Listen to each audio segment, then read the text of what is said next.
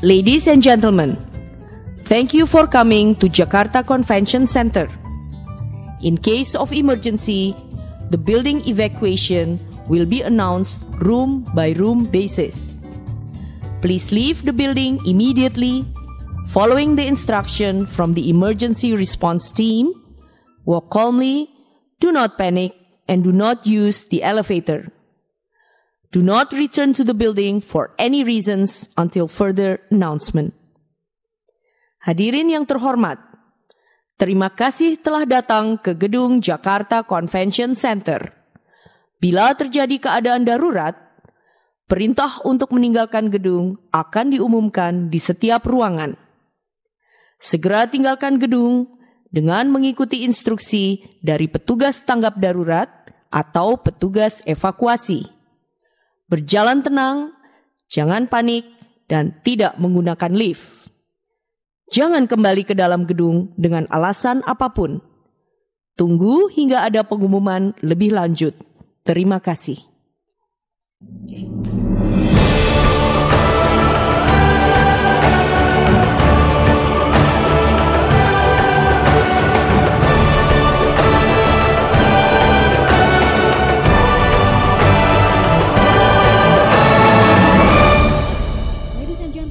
Good morning.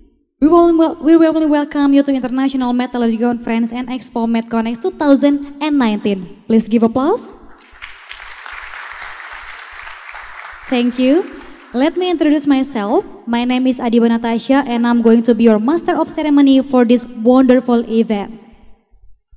This conference will be held adjacent to the exhibition area from 7 till 8 August 2019. The conference aims to bring together leading academic researchers, regulators, and industry, as well as a technology provider to exchange and share their experience and research results on all aspects of extractive metallurgy. It also provides the opportunities of policymakers, top managers, researchers, practitioners, and educators to present, discuss the most recent innovation, trends and concerns, as well as practical challenge in the field of extractive metallurgy.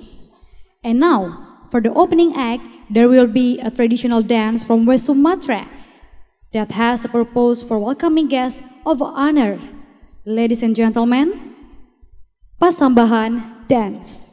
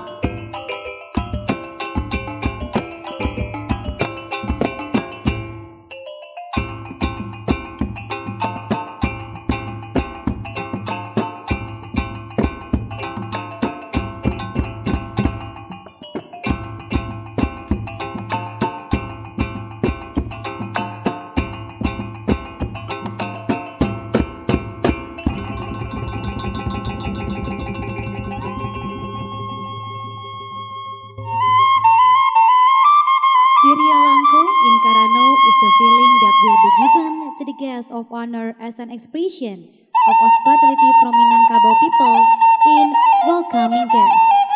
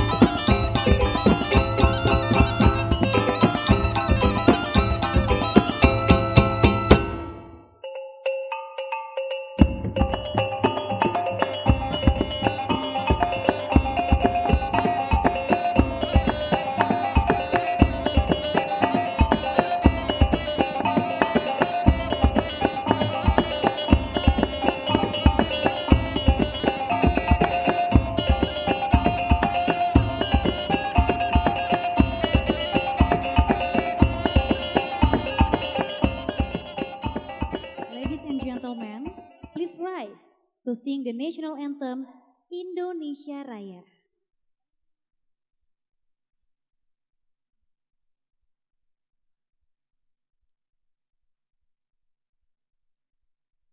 The national anthem Indonesia Raya.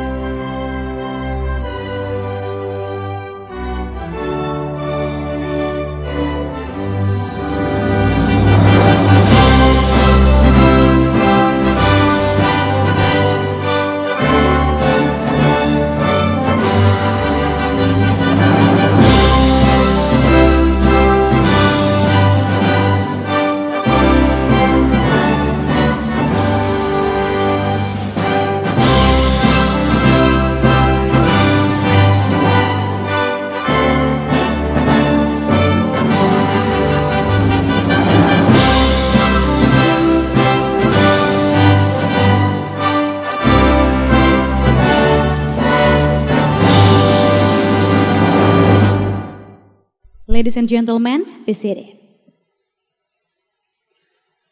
For next agenda, we would like to invite Mr. Betri Eryo Pratama to come forward to pray for the opening event. Mr. Betri Eryo, the time is yours.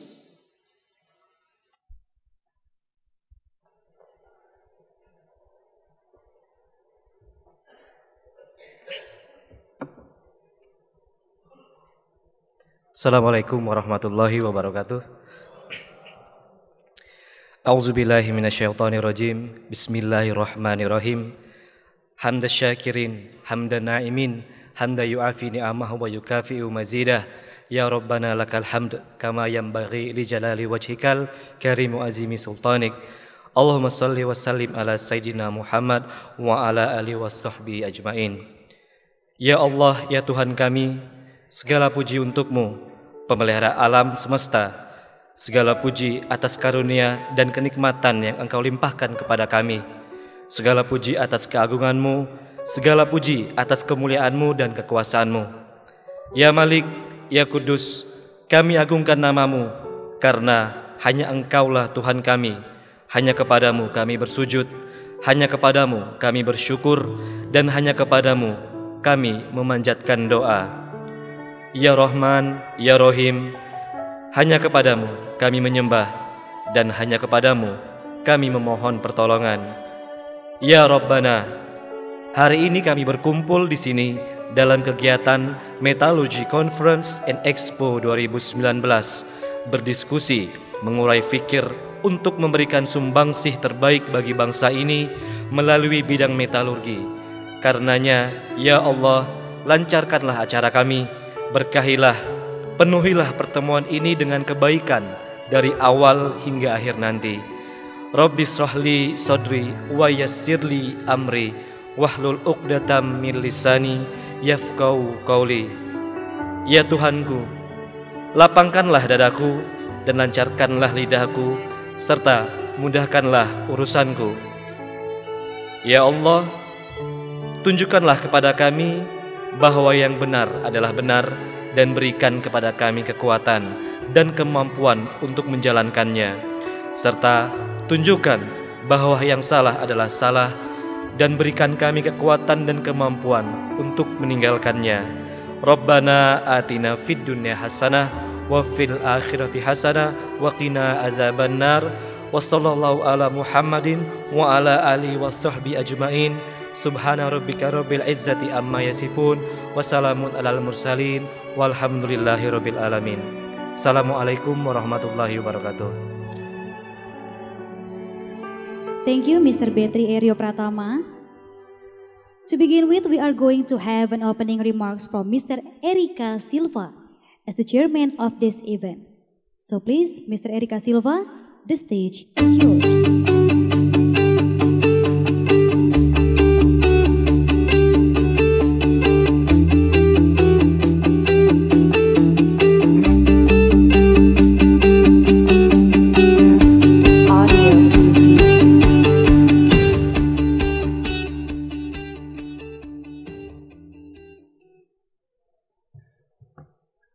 Bapak Ibu sekalian, izinkan kami untuk berbicara dalam bahasa Inggris. The Honorable of Coordinating Minister for Maritime Affairs, represented by Deputy of Infrastructure, Mr. Ridwan Jamaluddin, with all officials. The Honorable of Minister of Energy and Mineral Resources, represented by Director of Mineral Business Supervision, Mr. Yunus Saiful Haq, and all officials. The Honorable of Ministry of Industry, represented by Deputy Director Non-Ferrous Metal Industries, Mr. Sri Bimo Pratamo, with all officials. The Honorable of Company CEOs, with all officials. The Honorable of Board of Supervisor of IAMET ITB. Ladies and gentlemen, Assalamualaikum warahmatullahi wabarakatuh. All the peace is always be upon us. Good morning, everyone. It is my great pleasure to welcoming all of you in the International Metallurgy Conference and Expo 2019. This is the first event to combine the Metallurgical Conference and Exhibition in Indonesia, which is organized by IAMET ITB, the Association of Metallurgy Alumni of Bandung Institute of Technology. Honorable guests, Indonesia is a blessed country, has an abundance of mineral and core resources across the country, from west to east, from Sabang to Merauke. These resources will give a positive impact to the national economy if all stakeholders are working together toward the same direction to provide the maximum benefit for the people of Indonesia, as it is stated in the Constitutional Law of Indonesia, 1945. Downstream opportunities and challenges is our term of this event to answer the challenges of increasing added value of mining commodities for the benefit of the country. This is also to support the Government of Indonesia program to excel the downstream processing and refining in Indonesia. The 2 days conference will be covering several interesting topics, which are divided into 4 main areas, among other, the industrial updates, technology, research and developments, as well as the financial and marketing.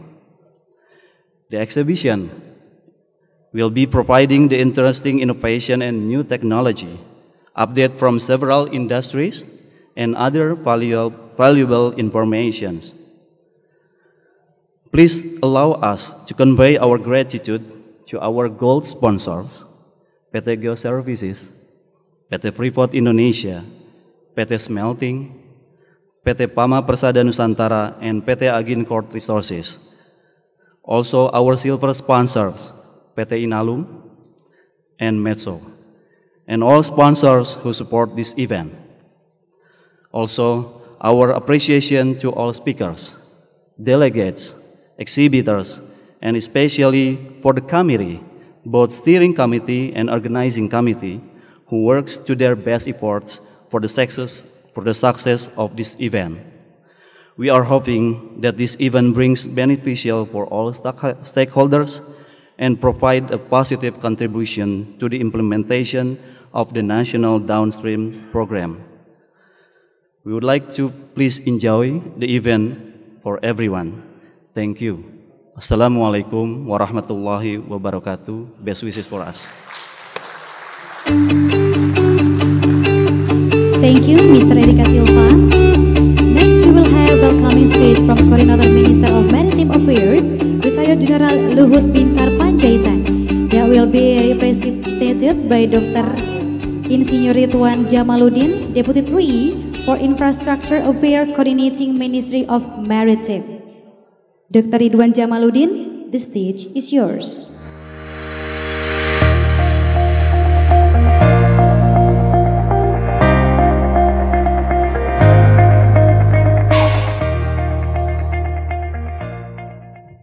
Bismillahirrahmanirrahim. Very good morning. Selamat pagi. Assalamualaikum warahmatullahi wabarakatuh. Allow me to speak in Bahasa, then when it comes to some important topics, I'll repeat it in English. Pertama, mohon maaf Pak Luhut Binsar Panjaitan saat ini sedang di luar kota, tapi topik metalurgi, topik hilirisasi adalah salah satu poin yang selalu beliau sampaikan dalam upaya pembangunan secara menyeluruh. Bapak Ibu sekalian, khususnya para senior, ada guru saya Pak Ong Hanling, kesempatan yang baik ini sangat penting bagi kami di Kemenko Maritim yang juga mengkoordinasikan Kementerian SDM untuk menyampaikan bahwa pemerintah Republik Indonesia sangat menegaskan bahwa nilai tambah sudah menjadi keharusan sesuai dengan undang-undang yang sudah dikeluarkan. I'll repeat that the policy of the government of Indonesia has been very clear that value added has been a priority, a top priority to generate more economic growth in Indonesia. Sebagai contoh, selalu disampaikan oleh Pak Menko Maritim, Pak Luhut, bahwa pertumbuhan Kabupaten Morowali pada tahun 2017 mendekati 10%, 9,68 atau 9,86% yang didorong oleh industri ini. Jadi dalam konteks metalurgi secara keseluruhan ini adalah kombinasi yang tepat antara kekayaan sumber daya alam Indonesia dengan proses nilai tambah yang melipat gandakan manfaat dari mineral-mineral yang kita miliki. Secara spesifik, saya juga ingin mengatakan bahwa untuk meningkatkan nilai guna, nilai manfaat dari industri ini, ke semua pelaku, semua aktor harus memegang komitmen yang sama. Pertama, saya ingin menyampaikan introspeksi kami dari sisi pemerintah. Tadi saya sama Pak Yunus sempat berdiskusi sebentar, apa sih yang masih kurang dari pemerintah ini, sehingga seolah-olah kita mau hilirisasi, tapi yang mau relaksasi juga masih banyak. Gitu ya. Saya harus mengatakan pemerintah juga masih kadang-kadang tidak tegas. Gitu. Jadi barangkali Pak Yunus dan teman-teman sekalian Kementerian Perindustrian juga mari kita mulai bersama-sama mengambil sikap. I would like to repeat it in English again that first from a government perspective, we still need to improve, to enhance the coordination among line ministries to stick with the policy of value added of the mineral resources. We realize that there are still some effort not to obey the rules and regulation for any reason, but sooner or later, I believe it will be sooner, the government will be very strict on it. Jadi kalau sekarang ditanya kita mau hilirisasi atau mau relaksasi, saya berani taruhan kita akan hilirisasi.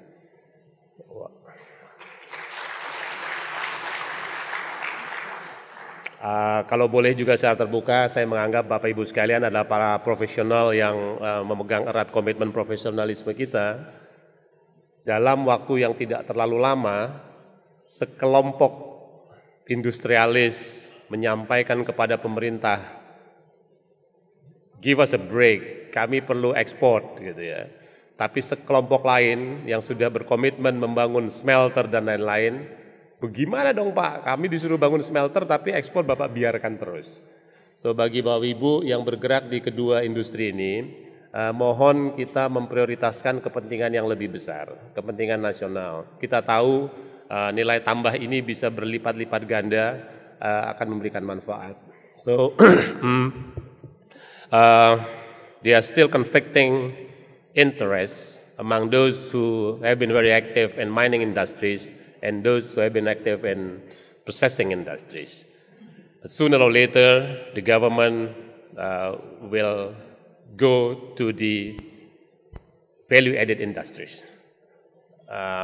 Saya tidak mengatakan Bapak Ibu untuk meninggalkan industri pertambangannya, tapi saya ingin mengatakan bahwa mari kita bersama-sama memainkan perannya di kedua sisi sesuai porsi masing-masing.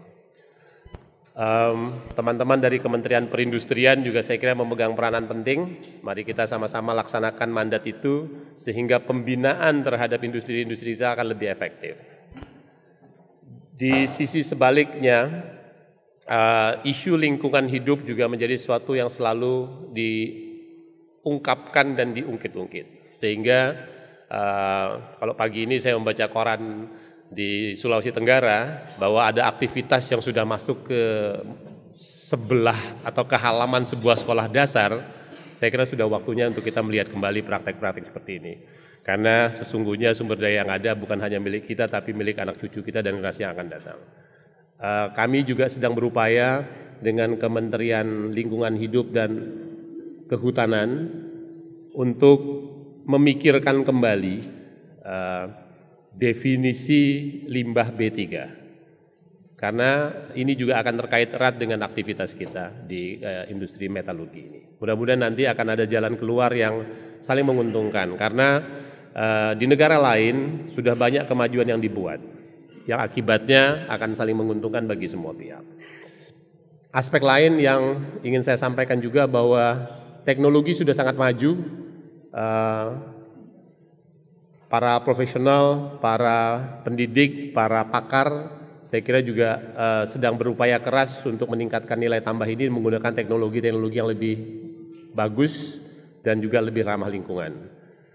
Sebagai contoh, kami di Kemenko Maritim, barangkali Bapak Ibu juga sering mendengar di media massa bahwa industri pengolahan nikel di Morowali selalu muncul dalam setiap pembicaraan Pak Menko Maritim.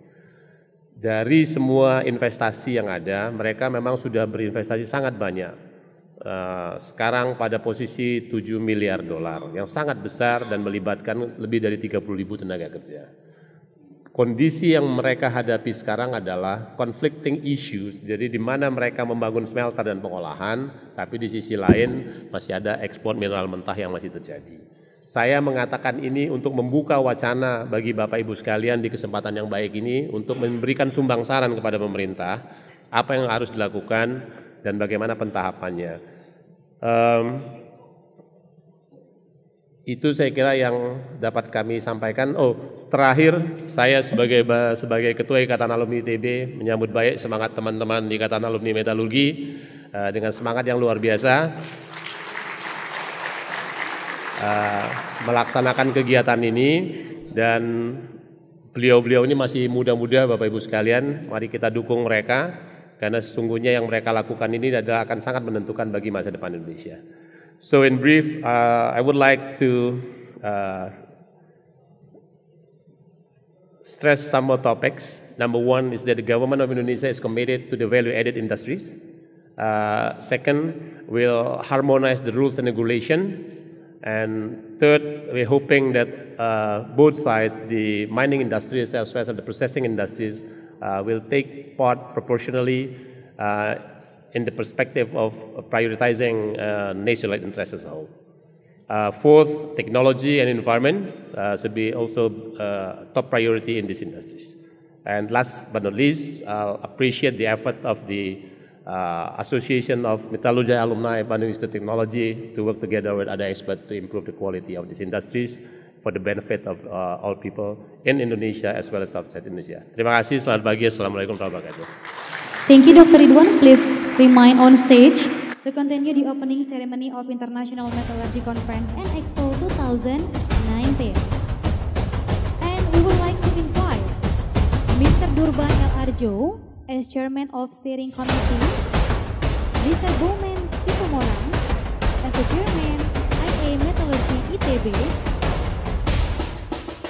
and Mr. Erika Silva as the Chairman of Organizing Committee MidConnex 2019 to come forward and together do the procession of the opening ceremony.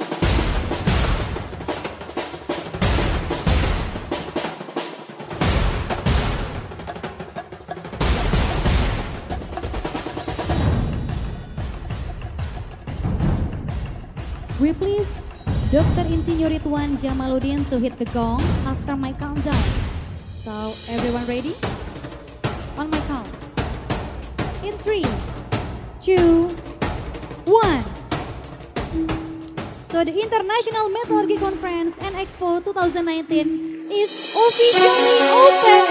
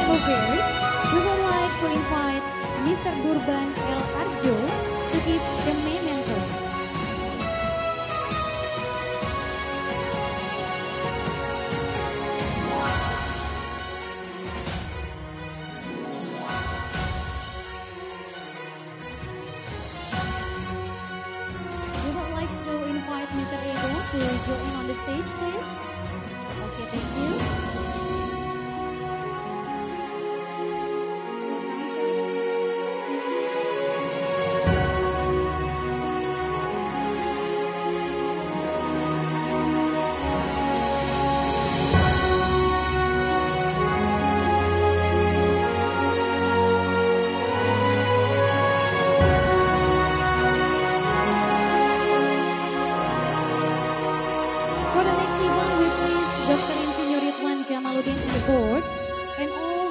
VIP guests to visit the exhibition room with Dr. Ego Syahrial.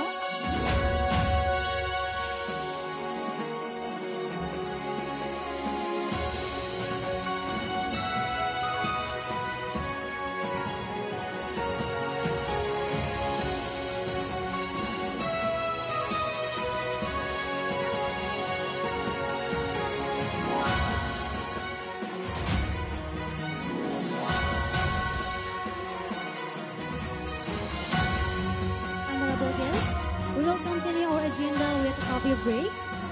In exhibition area, after having your coffee break, we will continue to the second session after 30 minutes. So please enjoy the coffee break. Thank you.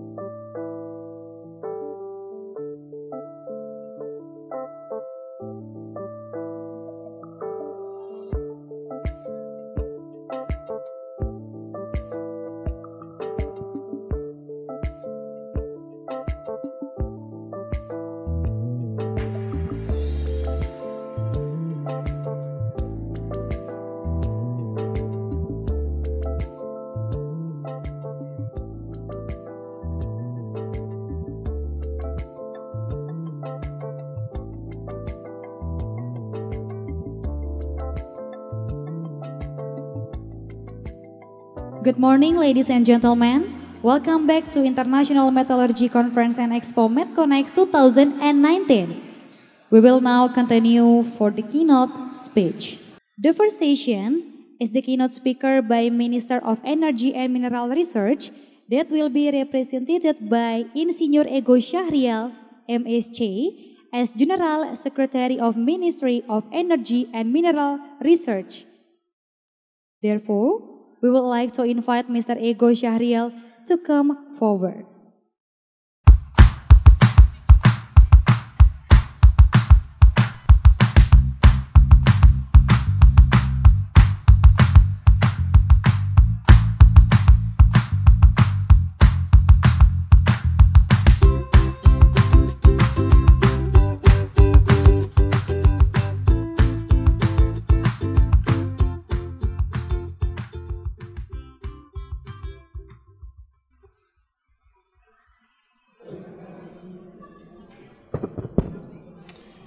Bismillahirrahmanirrahim.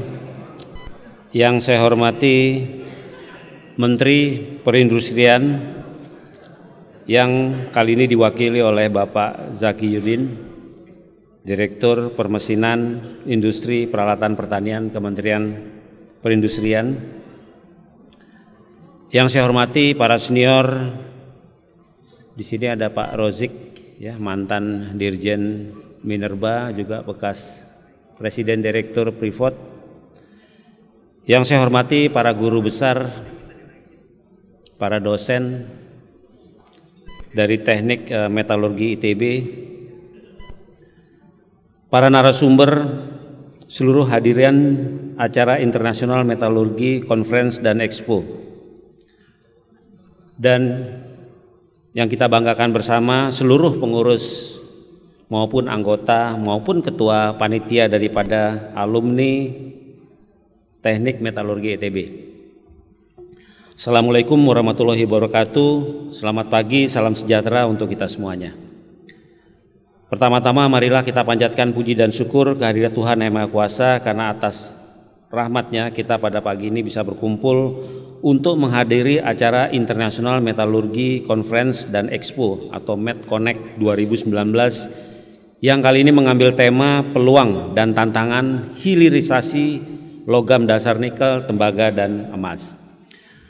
Bapak Ibu sekalian, hadirin yang saya hormati, saya mohon izin menyampaikan permohonan maaf dari Bapak Menteri SDM, Bapak Ignatius Jonan, yang berhubung karena ada sesuatu hal beliau berhalangan hadir di dalam acara konferensi ini, dan beliau menugaskan saya untuk membacakan keynote yang sudah dipersiapkan untuk saya sampaikan kepada Bapak Ibu sekalian. Jadi saya mohon izin untuk menyampaikan apa yang dipesankan oleh Bapak Menteri ESDM melalui keynote ini.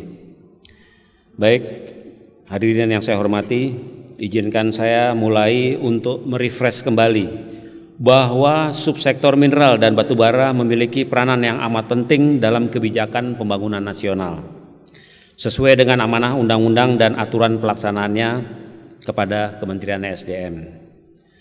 Dengan berdasar kepada satu prinsip bahwa sumber daya mineral dan batubara merupakan sumber daya alam yang tidak terbarukan, maka pengelolaan terhadap sumber daya alam mineral dan batubara harus dilakukan secara optimal dan berkelanjutan sehingga dapat memberikan manfaat sebesar-besarnya bagi kesejahteraan rakyat sebagaimana dituangkan dalam pasal 33 Undang-Undang Dasar 1945. Seperti kita ketahui, salah satu nafas daripada Undang-Undang Nomor 4 Tahun 2009 atau kita kenal sebagai Undang-Undang Minerba adalah kewajiban bagi para pelaku usaha pertambangan untuk melaksanakan peningkatan nilai tambah mineral di dalam negeri yang secara tidak langsung juga merubah paradigma pemanfaatan potensi mineral di dalam negeri sebagai penggerak perekonomian nasional maupun lokal. Seiring dengan berjalannya waktu dengan mempertimbangkan proses implementasi peningkatan nilai tambah mineral di dalam negeri sampai di akhir tahun 2016 guna mendorong percepatan pembangunan smelter di dalam negeri, pemerintah telah menerbitkan Peraturan Pemerintah Nomor 1 Tahun 2017 tentang perubahan keempat atas Peraturan Pemerintah Nomor 23 Tahun 2010 tentang pelaksanaan kegiatan usaha pertambangan mineral dan batubara pada tanggal 11 Januari tahun 2017. Begitupun juga dengan peraturan turunannya, yaitu berupa Peraturan Menteri SDM Nomor 5 Tahun 2017 yang terakhir dirubah menjadi Permen Nomor 25 Tahun 2018, di mana pada intinya mengatur batasan minimum pengelolaan dan pemurnian komoditas tambang mineral di dalam negeri. Terbitnya Peraturan Pemerintah Nomor 1 Tahun 2017 dan peraturan turunannya berupa Peraturan Menteri SDM diharapkan dapat mendorong berkembangnya penerapan teknologi metalurgi di Indonesia untuk mengoptimalkan pemanfaatan sumber daya alam, menciptakan lapangan kerja, meningkatkan pendapatan negara, dan pertumbuhan perekonomian daerah dan nasional. Proses transisi kepada paradigma pengelolaan pertambangan mineral yang mengedepankan prinsip peningkatan nilai tambah saat ini mulai ditemukan bentuknya. Kementerian SDM selalu menyesuaikan diri dengan kondisi yang terus berkembang secara dinamis dan selalu berupaya untuk menjalin komunikasi yang efektif dan intensif dengan instansi pemerintah lainnya dan juga dengan seluruh para pelaku usaha. Tujuannya adalah untuk mendapat masukan dan gambaran mengenai perkembangan industri pertambangan mineral terkini beserta langkah-langkah yang harus diambil guna mengatasi tantangan yang ada. Bapak Ibu hadirin yang saya hormati, Indonesia diberi anugerah oleh Tuhan Yang Maha Kuasa berupa potensi sumber daya dan cadangan baik itu tembaga, nikel, emas, dan perak yang melimpah tersebar di seluruh Indonesia. Barang yang dikarunia Tuhan ini harus kita kelola dan kita manfaatkan sebaik-baiknya demi kemakmuran rakyat. Smelter sebagai pengelolaan dan pemurnian bahan baku mineral yang tersebar di berbagai wilayah Indonesia akan memberikan nilai tambah bagi industri dan masyarakat lebih luas. Sampai saat ini total fasilitas pemurnian yang telah terbangun adalah sebanyak 13 fasilitas pemurnian nikel, 2 fasilitas pemurnian tembaga, dan 14 fasilitas pemurnian emas. Pembangunan fasilitas pemurnian masih terus dilaksanakan dan kita harapkan di tahun 2022 akan terbangun fasilitas pemurnian dengan jumlah total sebanyak 35 fasilitas pemurnian nikel, 4 fasilitas pemurnian tembaga, dan 2 fasilitas pemurnian lumpur anoda. Kebutuhan akan komoditas nikel, tembaga, dan emas sebenarnya terus terbuka dan sudah diproduksikan sesuai dengan rencana pengembangan perindustrian yang tertuang di dalam RIPIN. Jika dihitung, maka potensi mineral yang ada terhadap kebutuhan real logam tersebut, maka dapat dipastikan bahwa data setiap tahunnya logam-logam yang telah diproduksikan tersebut sebagian besar kira-kira seperti tembaga itu kita akan memproduksikan sebesar 69.000 ton katoda tembaga per tahun, nikel hampir sebesar 300.000 ton logam nikel per tahun, emas 90 ton logam emas per tahun, perak sekitar hampir 300 ton logam perak per tahun. Kebutuhan akan komoditas nikel, emas, tembaga di domestik maupun global selalu terbuka.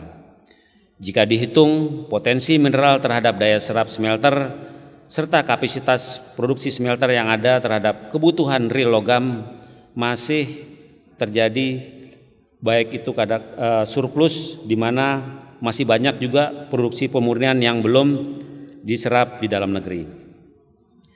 Agar produk pemurnian tersebut dapat diserap seluruhnya di dalam negeri, diharapkan keterlibatan seluruh stakeholders, kementerian, dan lembaga terkait untuk memacu pengembangan industri pemanfaatan logam hasil smelter agar tujuannya mendapatkan nilai tambah yang lebih.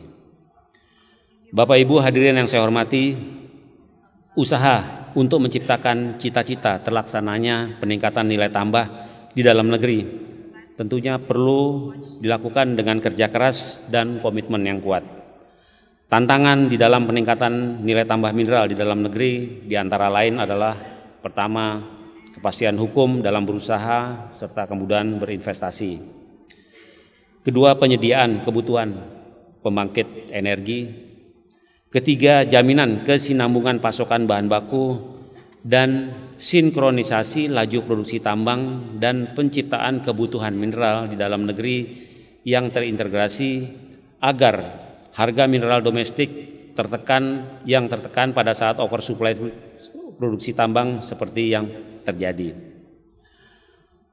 Untuk menjawab tantangan-tantangan tersebut, tentunya kita perlu bersama untuk menyusun strategi bersama dalam mewujudkan peningkatan nilai tambah di dalam negeri. Di antaranya adalah pertama, menciptakan iklim investasi yang baik melalui deregulasi.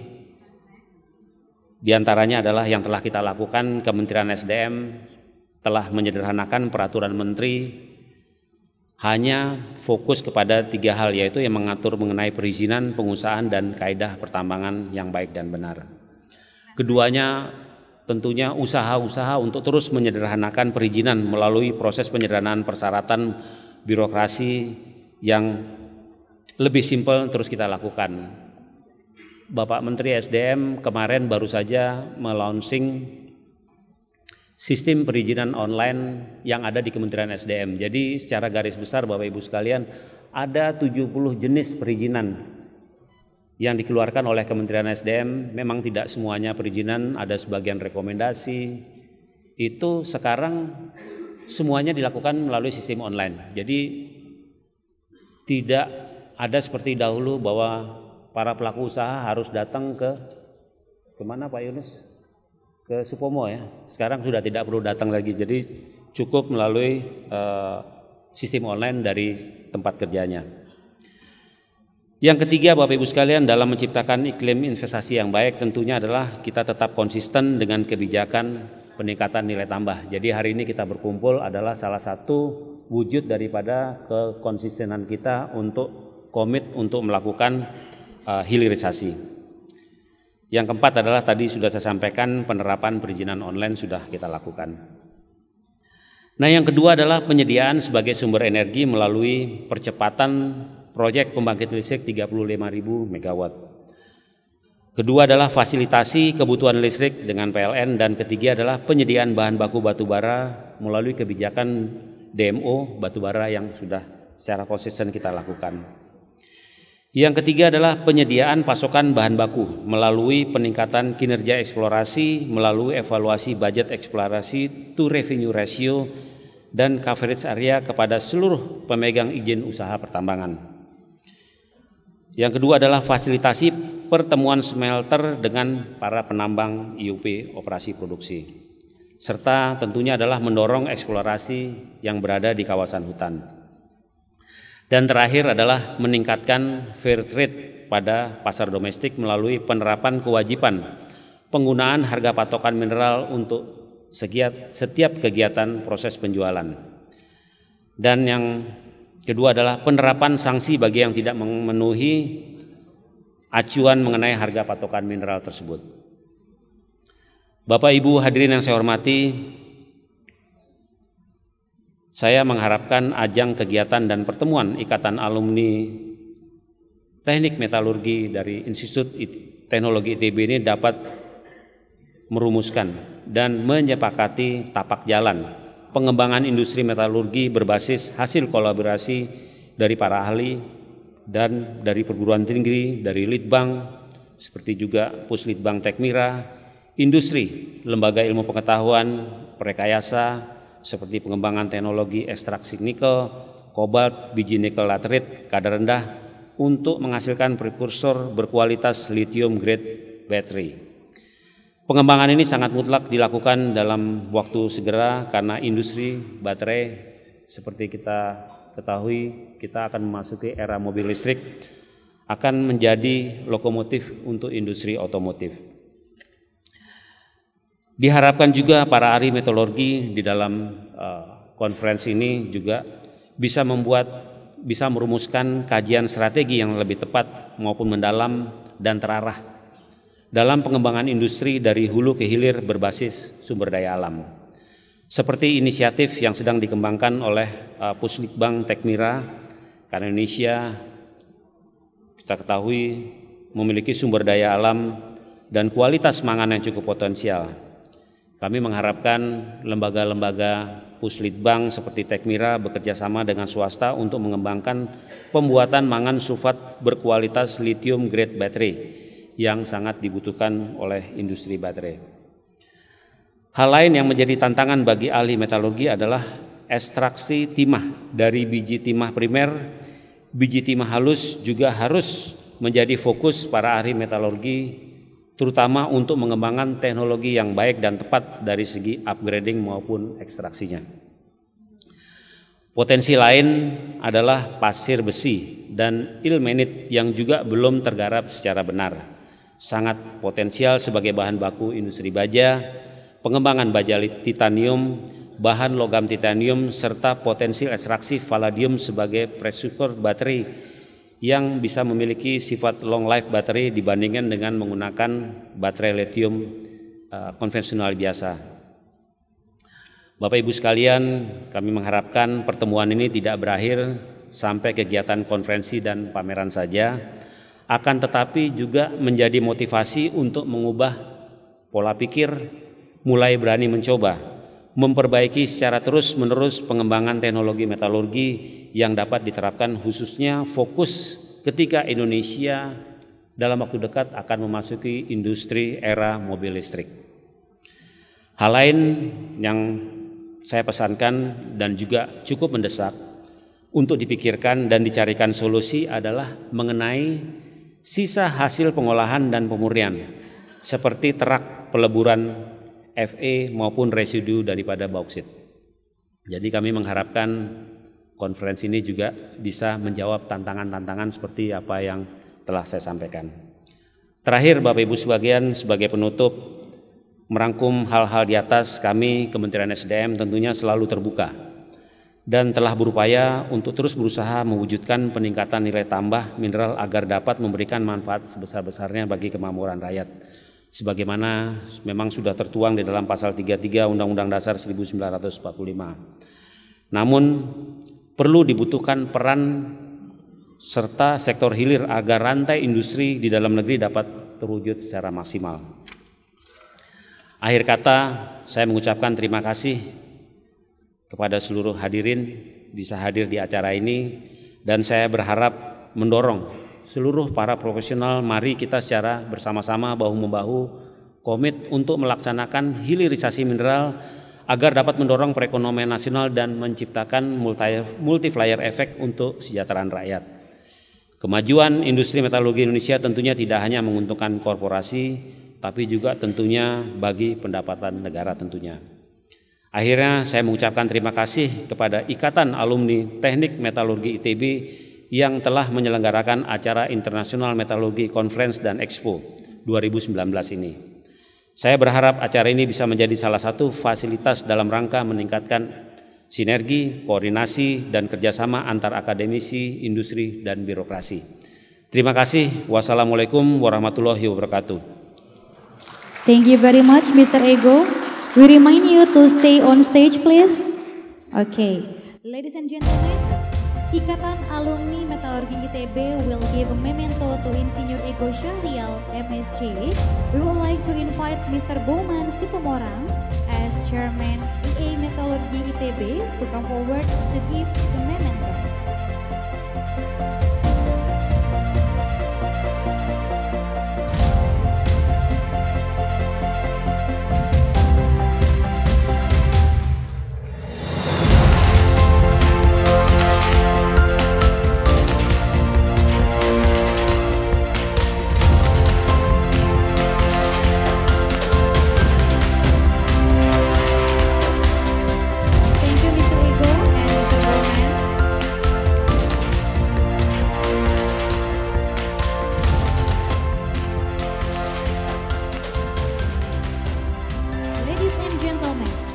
Before we continue to the next speaker, if you want to know more about MedConnex 2019, let's watch this following video. Thank you.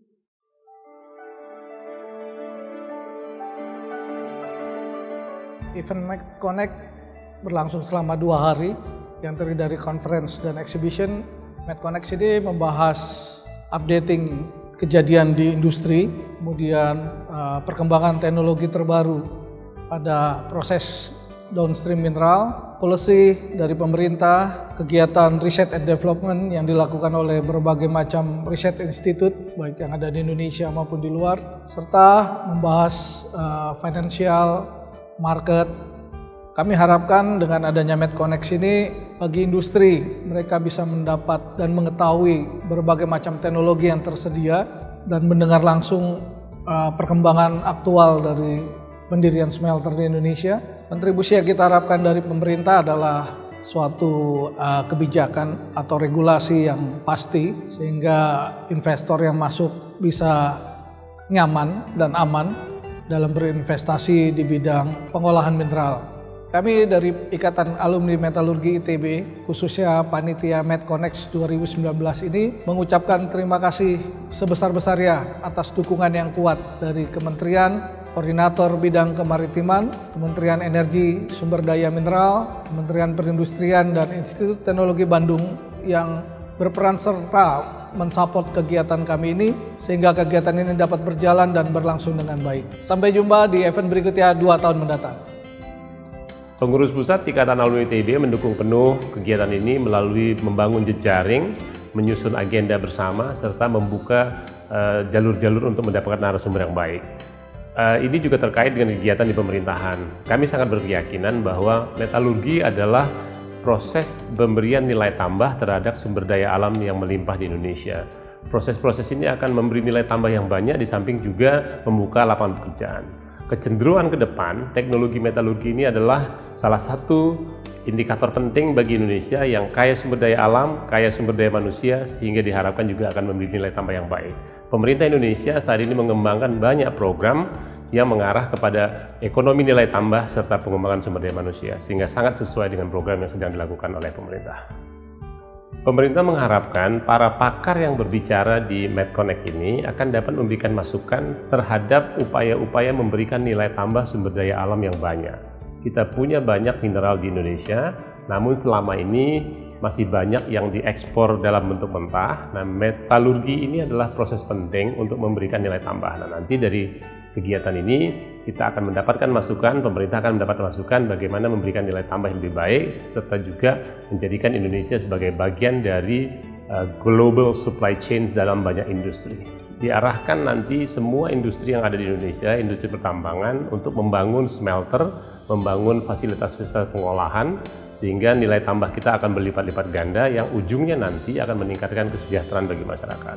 Di luar itu, pengalaman ini menjadi penting agar nanti tenaga ahli di Indonesia bisa juga berkiprah di luar negeri untuk industri yang terkait dengan metalurgi. Kita tahu misalnya industri mobil listrik saat ini sangat memerlukan dukungan teknologi metalurgi ini. Pemerintah sedang gencar ke arah sana dan tentunya kegiatan ini akan mendukung gerakan pemerintah, salah satunya dalam program mobil listrik. Saya mengucapkan selamat kepada IA Metalurgi, kepada seluruh panitia, kepada seluruh peserta. Semoga MedConnect ini membawa diskusi yang produktif, yang bagus, yang ujungnya nanti akan membawa kebaikan bagi seluruh masyarakat Indonesia. Selamat.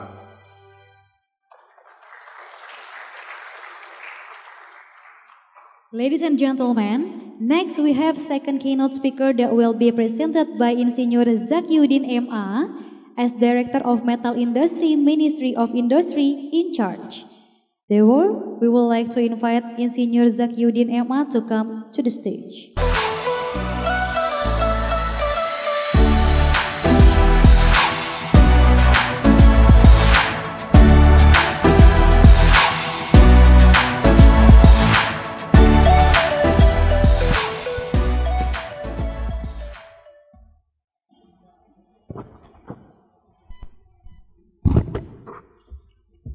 Bismillahirrahmanirrahim.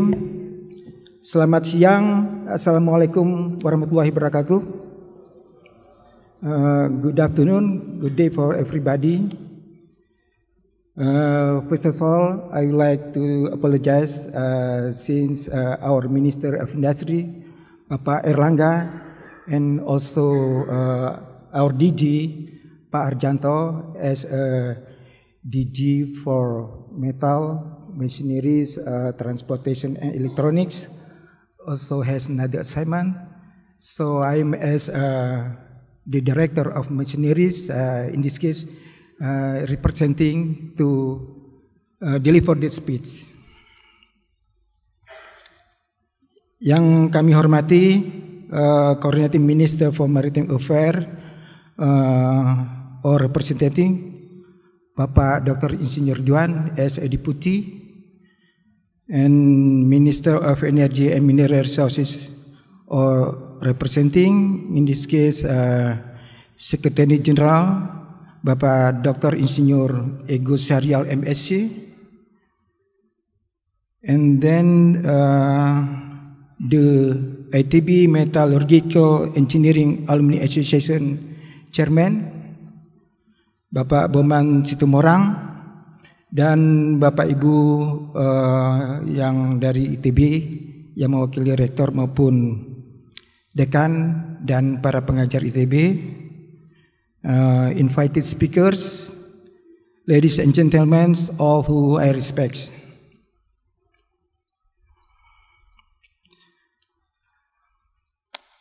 Until now, we have gone through Industrial Revolution. This is why, because we are supposed to deliver the topic Industry 4.0, specifically for metal industry.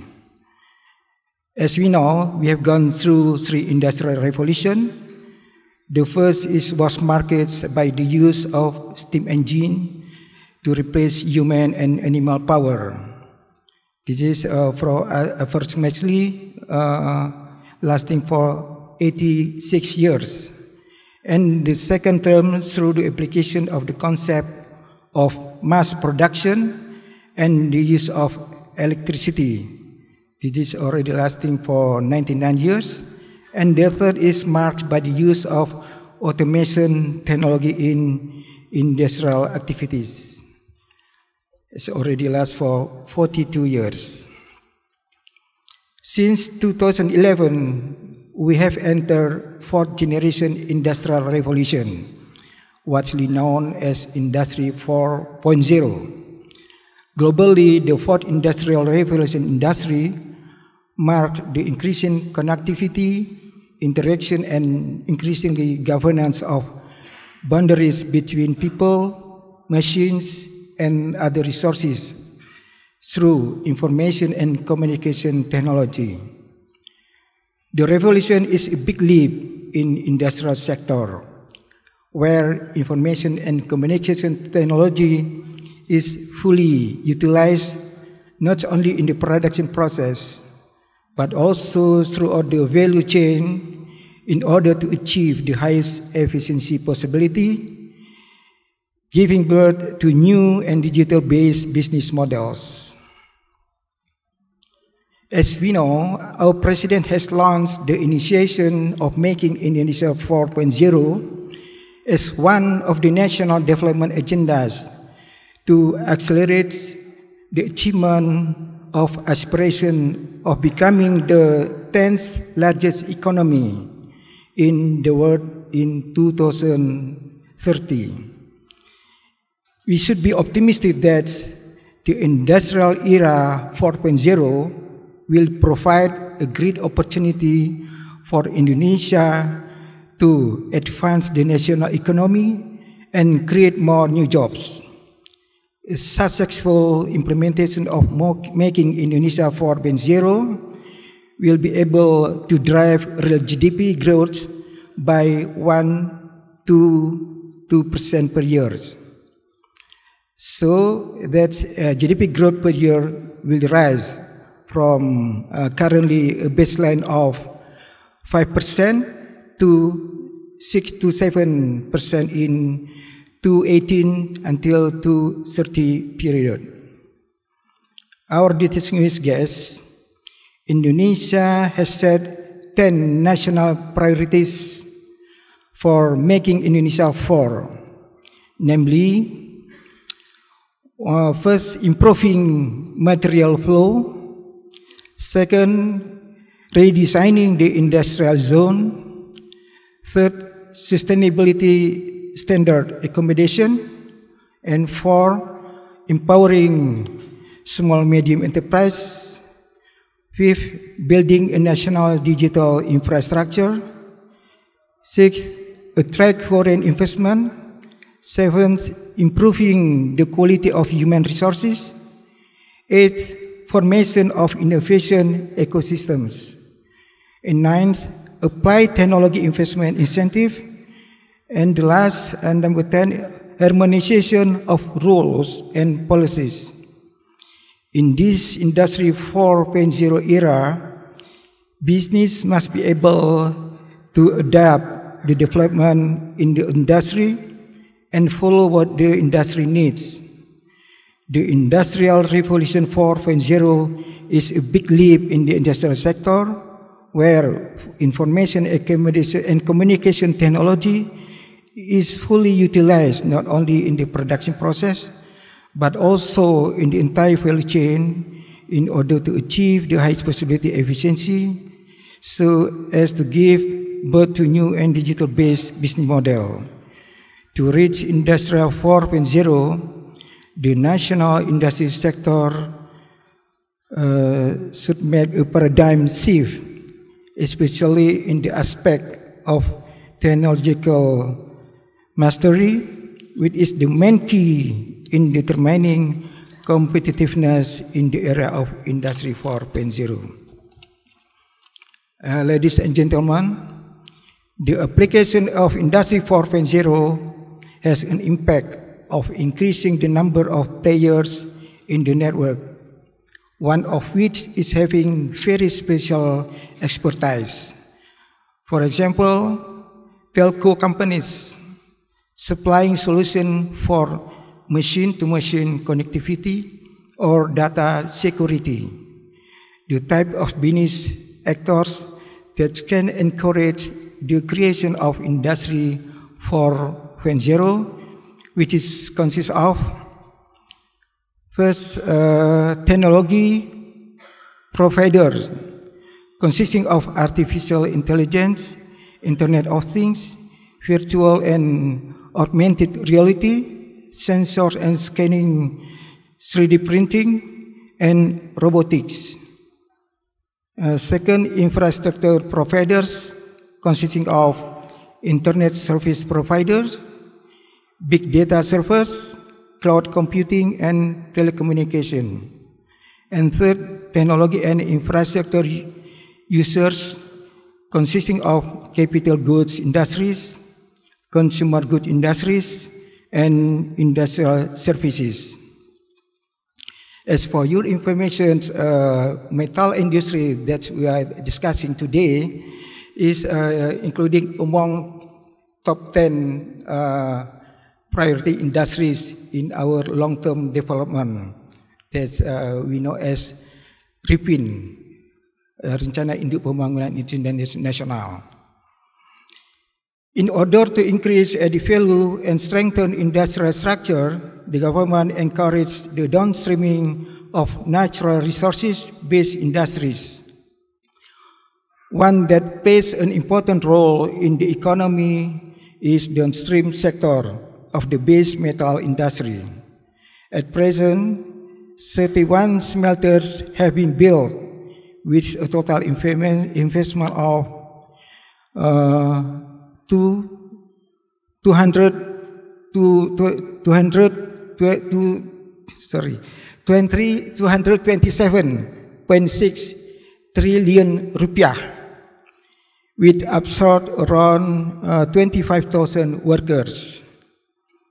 In the journey, there were several obstacles that hindered the development of smelters, among others, the limitation of the company's cash flow to build smelters, the use of smelters byproducts in the form of slag, including waste that could be excluded, the imposition of royalty tariffs that didn't differ significantly between ore products and downstream products, energy supply and infrastructure, which are still limited in supply, and the last is difficulties in raw materials, especially for those who don't have mining.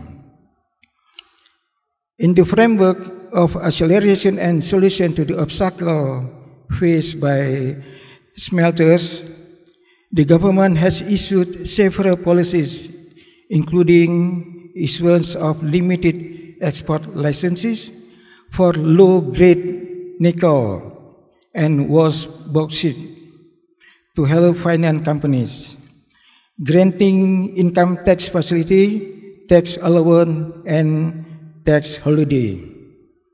As we know, recently the government just issued what we call government regulation number 45 year 2019 regarding super tax deduction for the company who invest in R&D will get facilities 300% deducted. And for the company who invest in human research development, for human research development, the government will provide 200% deducted from investment. So this is a very great measure in order to attract innovation and also to improve human resource development. And then also government provide tax holidays. Now this government has the reform tax holidays. In the beginning, the number of investment, the minimal investment is 1 trillion rupiah. That's considered too high the number. That's why now already adjusted. I mean, the companies is possible with the number, with the amount of investment around 500 million rupiah can have this facility for tax holiday. And then also implementing online single admission or OSS, and then encouraging smelting investors in new industrial zones and also in special economic zone. Of course, there are more facilities for the company who run the business in these zones. Ladies and gentlemen, although the basic metal industry is not one of the priority industry in making Indonesia 4.0, but because of the fundamental aspect that drives the emergence of the Industrial Revolution 4.0 is still the presence of a variety of technologies that can change the way production works. The smelter industry can still take advantage of the 4.0 Industrial Revolution because it touches not only in manufacturing but also the business ecosystem that surrounds it. The change in the way of work is made possible due to the loss of boundaries between the physical environment and virtual environment, the strengthening of relation between human and machines and technology of various devices along the industrial value chain in real time due to the use of technology. In the Industrial Revolution 4.0, there were 5 fundamental technologies that were believed to have a vital role in influencing the paradigm and industrial business process, and in some cases, potentially force stakeholders to review their business models, internal configuration, and value chains. The 5 technologies are: first, artificial intelligence; second, all-around second, Internet of Things; third, virtual augmented reality; fourth, advanced robotics; and fifth, printing 3 dimensions. The 5 technologies are considered to cover the entire technology layer underlying technology 4.0, namely the logical layer, the connectivity layer, and the physical layer. One layer that is an important part in the application of the 4.0 industry is the logical layer, in which there is artificial intelligence. Artificial intelligence is one of the artificial intelligence to interpret external data correctly, to learn from data, and to use that learning to achieve certain goals and tasks through flexible adaptation. The data is sourced from big data analytics, which consists of data on production, company, consumer, warehouse, and others. So that with the right processing concept, we can take advantage of opportunities that can increase efficiency and effectiveness, enabling organization for both to do more with less and to produce high quality output. For example, by utilizing big data analytic processing, the industry can reduce production costs by 50%, lowering more than 7% working capital. Ladies and gentlemen, big data is a method of which there is a circulation for processing the data called data mining. Data mining is a process that is closely related to the decision-making process to have a positive impact on the industry. Data mining process the data sources contained in big data by using the assistance of algorithms so that it can find new information from the data and produce a drive decision that can be used to determine industry policy. Bapak Ibu sekalian, jadi sebagaimana kita ketahui yang terkait dengan forum hari ini, kita sama-sama mengamati bahwa industri logam ini termasuk 10 di antara industri prioritas. Dan yang menjadi concern kita adalah di mana di produk hilir dari logam, capability kita sebenarnya relatif sudah growing, tetapi masih ada permasalahan di sisi hulu gitu.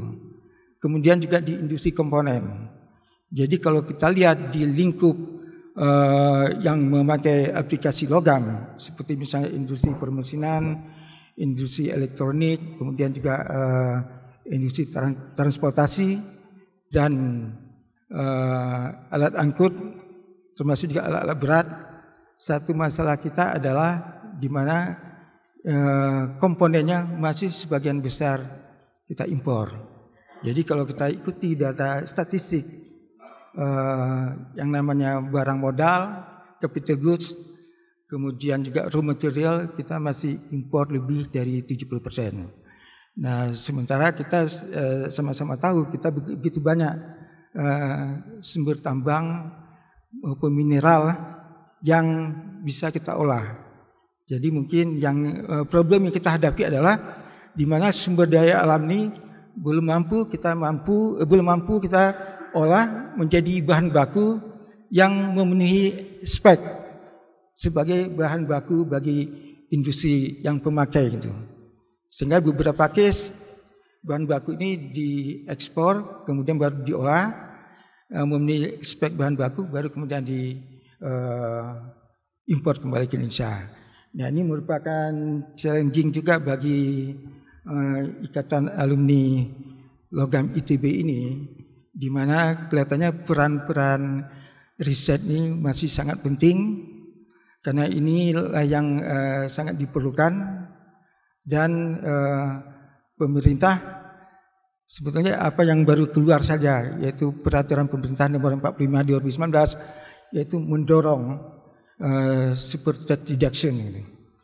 Artinya bagi perusahaan yang menginvest di R&D bisa mendapat pengurangan pajak dari investasi ini sebanyak 300%, sehingga nanti subjek yang dikenakan pajak itu jauh menjadi berkurang. Nah, ini mudah-mudahan bisa mendorong peran R&D, terutama bagi industri-industri yang mengolah hasil mining untuk bisa masuk di area tersebut. Kemudian juga di dalam pengembangan sumber daya manusia, karena ini juga merupakan bagian dari mempercepat industri 4.0, di mana kita bisa dilihat misalnya dari alokasi budget pemerintah, termasuk di lingkungan Kemenprin, itu di dalam rangka mendorong penciptaan tenaga kerja, khususnya skill worker, termasuk di dalam salah satunya ada program vokasi. Ini kurang lebih 40% budget Kemenprin itu dialokasikan untuk pengembangan SDM. Nah, mungkin nanti bisa dengan Ikatan Alumni ITB ini sama-sama kita memetakan kira-kira priority di mana nih terkait pengembangan SDM untuk bisa mendukung hilirisasi gitu. Dan masih di dalam peraturan pemerintah di mana pengembangan SDM-nya juga diberikan insentif, yaitu pengurangan 200% dari pengeluaran investasi untuk pengembangan SDM. Nah, jadi ini beberapa isu. Dan satu hal lagi, kalau bisa didiskusikan, karena sekarang juga terkait dengan material maju. Nah, kebetulan kami juga di DRN, mungkin ini juga bisa dipropos.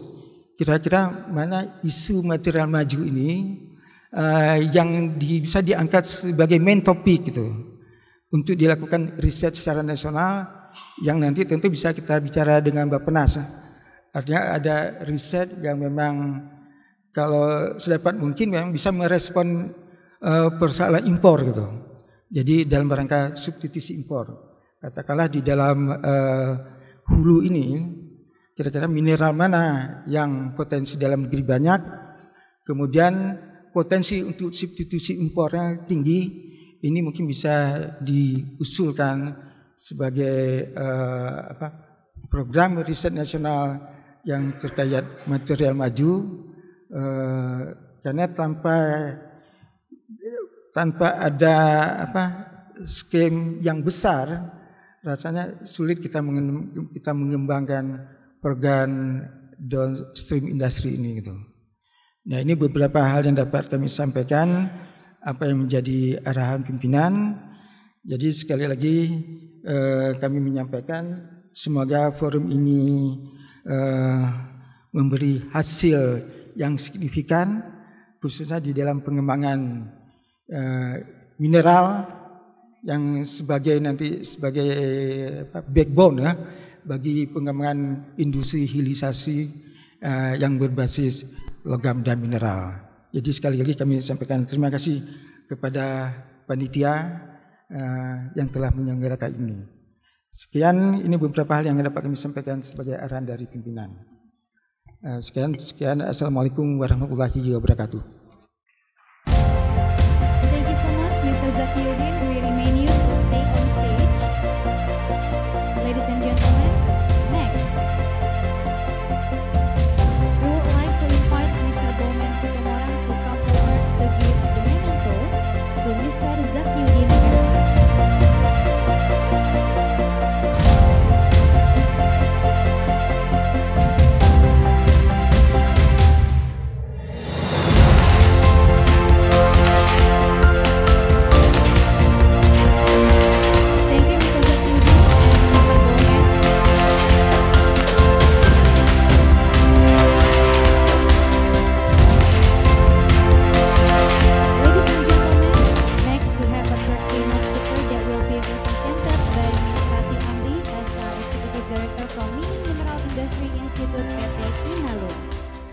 Therefore, we would like to invite Ms. Rati Amri to come to stage.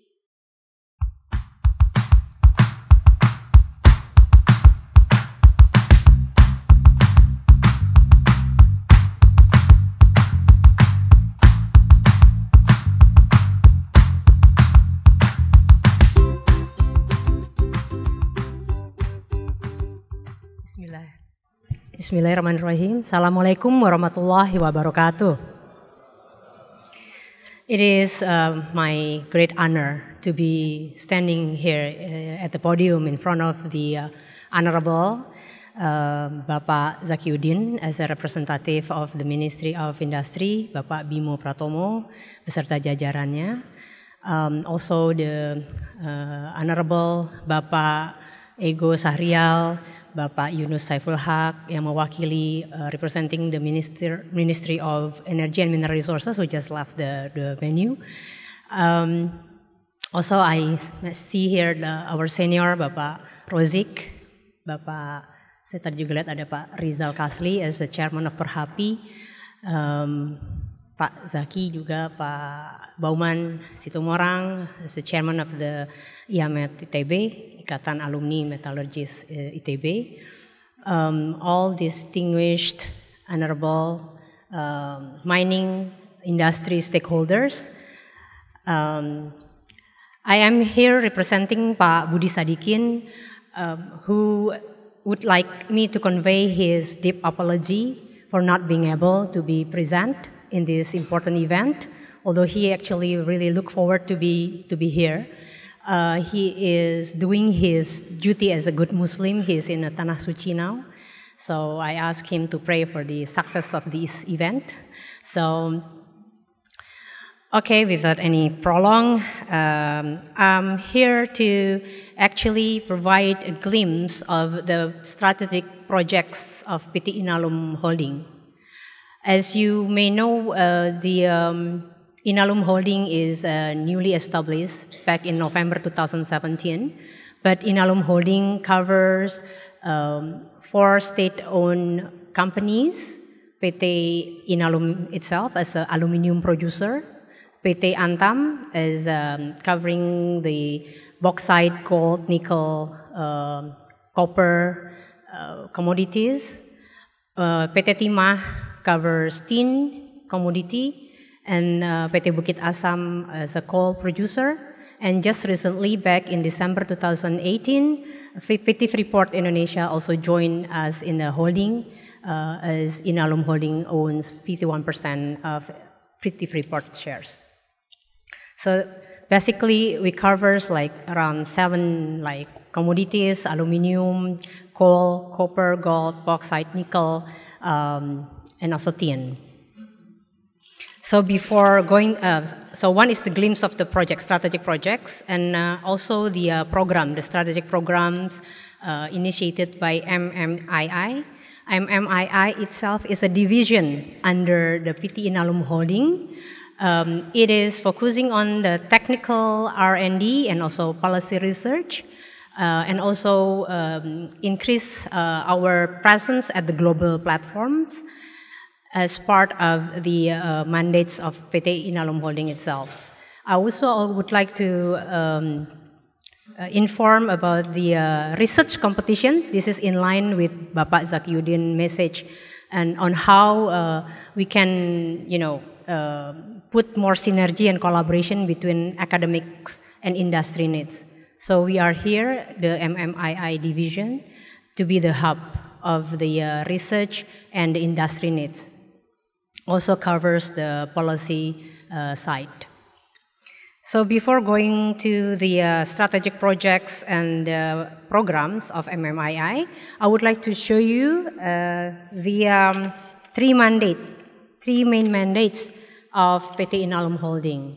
As you see there, PT Inalum Holding has the mandates to manage strategic reserve, strategic mineral reserves, and also coal in Indonesia, including the sustainable exploration, because the second mandate is very closely related to the second mandate, which is encouraging more downstream mining business. Means we need like sustainable feeding. That's why exploration becomes a very important and critical. We have here also my colleagues, Pak Wahyu Sunyoto, who is chairing the special division on exploration. And in terms of the more downstream mining business, we also have to, have a better grasp on the market. So the third mandate is actually to become a world-class company. As a parameter is becoming one of the 500 global fortune company, not only from the financial soundness perspective, which is like measured by the revenue, minimum of $21 billion US, and we target the achievement by 2028. So that may be also aligned with Bapak Zakiuddin's presentation in terms of, Indonesia to become one of the 10 largest economy worldwide. So Inalum as a state-owned holding company in the mining sector is also be part of that target. Not only from the financial soundness, but also from the human resources capabilities. We would like to produce or create environment that can support, manpower that can also meet the global standards. That's why it's also important, and we are also encourage the programs related to the Pak Zakiuddin mentioned in his presentation, dual system education approach, where we encourage people with a vocational programs to also have an internship experience, magang in our companies. So that's also in our programs. So next slide. This is basically just to show you are more expert than myself, which has no legal background. No technical background, I have legal background. But basically, this is to show the commodities that we have under our operations, under our holding company, and the more downstream products that we are eyeing on, that we would like to build from the commodities, coal, bauxite, nickel, in the presentation slide in front of you, becoming more downstream up to the industry level. Next slide, also the same. We would like just to show you the areas that we are eyeing on as a target. If you would like to build commodities to become more downstream, that here are the areas. So next slide. This also to show you just basically the value added. of the mining sector. If we go more downstream, you can see, for example, as illustration, like 6-ton bauxite can produce 2-ton alumina, and 2-ton alumina can produce 1-ton aluminium. That's for example, as an illustration, and how you can see the last volume of this product, but having triple, double, quadruplet of the value. That's what we meant as, optimize the value of each commodity to become more like the domestic. The value added is in the domestic, is in Indonesia. Also with the nickel and coal over there, as you see as an illustration. The next slide is actually just to show how US can be benefiting from the added value created from their commodities. As you see, it can be like more than like triples of the value out of the value chain optimization of the commodities they produce domestically. It can, contribute to the gross domestic product. And as you see here in Indonesia, as a comparison, mining is still like a very not too many, like in terms of the percentage contribution to the gross domestic product. This is just also to show you how.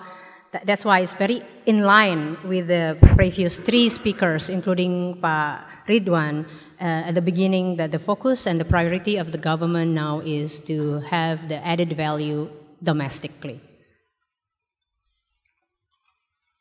So now is the glimpse of the significant or strategic projects that Inalum is now having as a plan and also as an ongoing project with a 3 to 4 years time horizon, covering the commodities that I mentioned earlier. In terms of the coal, we are building the most power plant in Tanjung Enim, Sumatra, with a capacity of 2 times around 600 megawatt, with a commercial operation date targeted in 2022. And the other is covering the bauxite. We produce alumina from bauxite.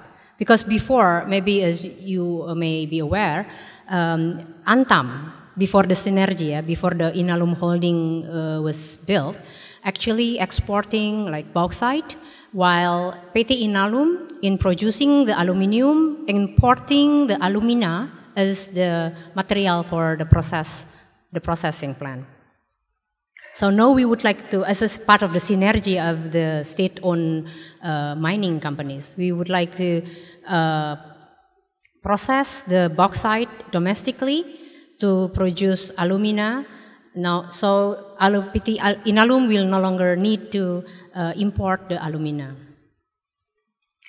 The smelter-grade alumina refinery will be built in Mempawah, West Kalimantan, with a capacity of 1 million ton per annum, with a completion date target in 2022. Coal, another project of the coal is actually to produce coal gasification. It's going to be located in Tanjung Enim with the products. There are 3 different products in Tanjung Enim: urea, polypropylene, and dimethyl ethyl. And this dimethyl ethyl is actually to replace or substitute the, I think, 70% demand of the LPG that we still import. So we would like to replace 70% of imported LPG with the DME. The completion date estimate is 2023. So another project is in Halmahera. This is related to Antam. This is related to nickel. And this is part of the future use of metals, actually related also to the EV battery material. We have already reached 95% progress in terms of the development of the plant in Tanjung Buli, Halmahera Timur, with a capacity of 13,500 ton nickel. With the completion date may be a delay a bit. Originally was targeted to be this year. Another coal to dimethyl ethyl products is going to be built in Peranap. So there are two coal gasification projects that will be built in Sumatra, one in Tanjung Enim with 3 different products, and one in Peranap with DME as the sole product. Another one that we also see in the horizon within the 3 or 4 years ahead is the copper smelter that we will build together as part of the PT Freeport commitment to the government. It's going to produce around 2 million ton per annum in Gresik with a completion date estimate 2023. I would like to just go flip quickly each of the project, the strategic project that I just mentioned. If you can go next, I don't know whether I can use this. Yeah, this is just to provide you illustration of the first project. This is related to the coal gasification. Oh, sorry, this is the coal mine mouth power plant with the estimate investment of 1.7 billion. Capacity, as I mentioned, 600 megawatt, 2 times 600 megawatt in Tanjung Enim. And this is the nickel processing in Mempawah, in Kalimantan, in West. This is in Halmahera Timur. This is for the class 2 product, stainless steel. That estimate investment cost is almost $500 million US.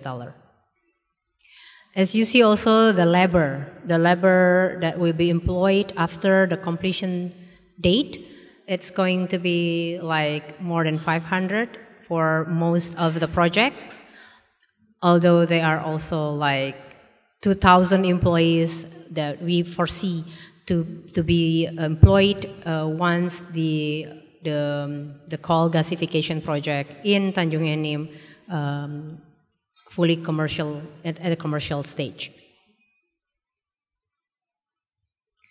And this is another coal gasification project in Peranap. It's a smaller plant compared to the previous one, to the other one, because this only will produce one product, which is DME, compared to the previous one, which we plan to produce 3 different products.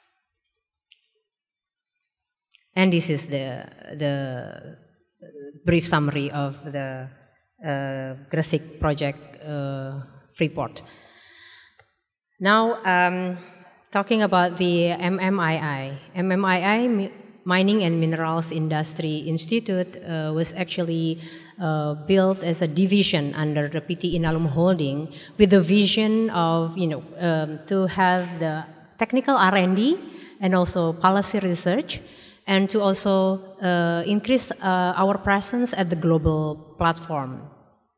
This is to support the 3 main mandates of PT Inalum Holding that we have covered earlier. So there are some initiatives that we currently put in our annual plan. In 2019, 2020, some starts in 2019 this year, covering all. You see the target in the middle of the circle there. The target is to cover innovation, operational, to support the operational excellence. This is another area of R&D, technical R&D, on how you make a more efficient, more productive of the existing operations of the Inalum Holding members. So the other part of the circle is the future development. What are the future trends of metal use? We would like to achieve the EV battery materials. We would like to extract the rare earth element out of tin, for example. And the other use of metals that the commodities are currently under PT Inalum Holdings possession. And also how the regulatory framework can support this goal and targets. And in that sense, MMII has some initiatives that you see the blue color has been ongoing in this year, related to the mining activities, to the downstream, the coal diversifications. We plan to have 3 centers of innovations: Carbon Center, Hydra Metallurgy Center, and also Underground Mining Center. That's one of the R&D area that will be located or placed near to the industry. So we have going to be the largest and most complex underground mining in the world in Papua that will be managed together with PT Freeport. It's actually is a real laboratorium for underground mining. So we would like to build underground mining center there where people can also learn the new technology and how to do the underground mining efficiently and safely. As well as the Carbon Center, we would like to explore more about what are the products can be produced and created from coal. So we can produce a cleaner fuel like DME. So, and not only gasification, coal gasification, but also coal liquefaction and activated carbon. Hydrometallurgy Center, we think to also collaborate with the Polytechnic that the Ministry of Industry has built in Morowali, for example. We will work closely with the Polytechnic to also cover the variant that might be available and can be produced for our nickel in that hydrometallurgy center to see what else the class 1 nickel products in addition to the class 2 nickel product. Class 2 nickel product, as you may know, is the stainless steel, while the class 1 nickel product more of the EV material, battery material. And so on and so forth. There are some of the initiatives that we have already started this year. By the way, MMII itself as a division was just recently established back in February this year. These are the partners, and we would like to see MMII as the hub among those various stakeholders related to the mining industry, from the group members, the holding members themselves, Inalum, Antam, Bukit Asam, Timah, and Freeport. At the present, we may add more members in the future, and the government side. Also, we would like to involve the global institution and R&D centers. We have currently has a cooperation arrangement with MIT Energy Initiatives from the United States, Canada Metal from Canada, Shanghai Advanced Research Institute, who claimed they have the gasification technology. And also, we are currently in the process of discussion with the Colorado School of Mines and Curtin University. They have the Western Australian School of Mines. And of course, we will also engage the local institution. Currently, we have the 5 major universities. ITB is one of them. And we would like to engage more, particularly the universities where our holding members' operations are located. So one of the area that I would like to also inform you and ask your help to also promote and also socialize is the MMII Research Award competition. This is basically, we would like to encourage researchers in Indonesia. So the public researchers could be from university, could be from research and development institute, and anyone who are interested to submit their research. The registration is open since July. And we are still waiting. Currently, there are 55 registered researchers around Indonesia, and we expect more to register there and submit their proposals. We will select 3 best of the research topics, and we will fund the research so they can increase the level of technical readiness level to become closer. So we would like to get to fill in the gap between the research and the industry needs. So we would like to encourage the researchers. So what the selected 3 best will get fund to move from their TRL whatever to become closer to the industry scale, TRL technical readiness level 9. So it will be ready to be implemented at the industry scale which is used by our holding members. So the criteria, this is the website that you can find any information related to the competition.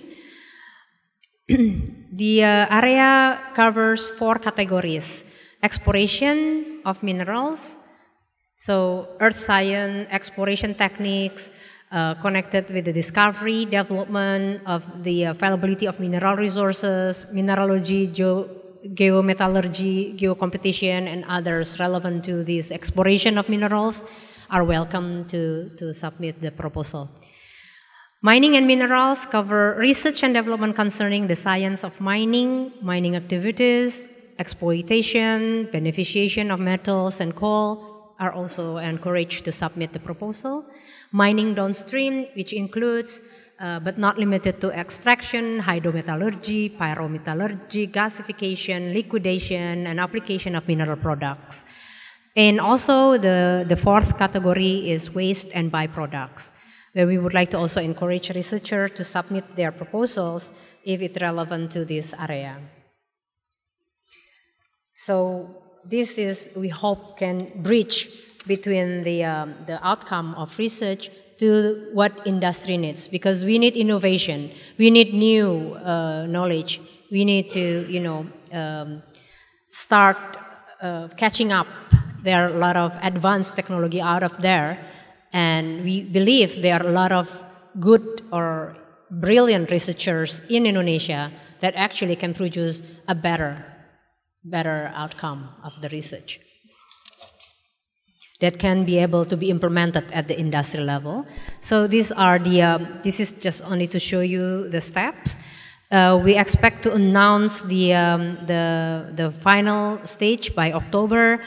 We will invite the selected maybe 5 to 10 best to present, and then we will announce the 3 best by November this year.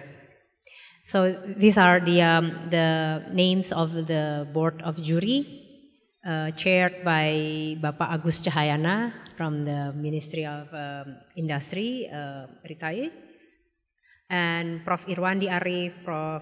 Dr. Himawan Tribayu from UGM, Prof. Bambang Sunendar from ITB, Prof. Bambang Suharno from UI, Bapak Sukyar dari Perhapi atau now is becoming the staff to the Minister of Industry, Bapak Adi Mariono, and Bapak Wahyu Sunyoto as the members of the Board of Jury. So I think that conclude my presentation. So thank you very much for the opportunity, and we really hope Inalum and MM, I really hope to have a closer collaboration and cooperations with the IAMET, ITB, and all the distinguished mining sector stakeholders present in this event. Thank you very much. Wassalamualaikum warahmatullahi wabarakatuh. Thank you, Ms. Rati. We remain you to stay on stage. And we would like to invite Mr. Bowman Situmorang as Chairman Ikatan Alumni Metalurgi ITB to come forward to give memento to Ms. Rati Amri.